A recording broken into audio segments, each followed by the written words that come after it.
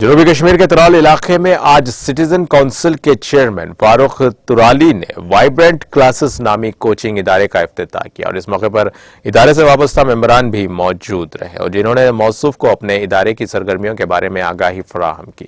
T T V کے ساتھ بات کرتے ہوئے فاروق ترالی کا کہنا تھا کہ ایسے کوچنگ اداروں سے ترال کے طالب علموں کو فائدہ پہنچے گا۔ انہوں نے کہا کہ انہیں یہ دیکھ کر مسرت ہوئی کہ اس ادارے میں اعلیٰ تعلیم یافتہ نوجوان کام کر رہے ہیں۔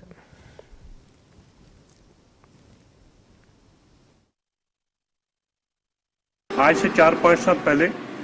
ترال سب ڈسٹرکٹ کے جو بھی ہمارے بچے بچیاں تھیں جن کو کوچنگ کلاسز کے لیے سری نگر یا دوسری جگہوں پہ جموں یا آؤٹ سائڈ یوٹی جانا پڑتا تھا، آج میں بحیثیت ایک بزرگ شہری کے بحیثیت ترال کا رہنے والا مجھے بہت ہی مسرت انبساط ہوتی ہے کہ ہمارے اس سب ڈسٹرکٹ کے بہت ہی کوالیفائڈ مطلب بچے ہمارے جو اس وقت کوچنگ انسٹیٹیوٹس کا اسٹیبلش کر کے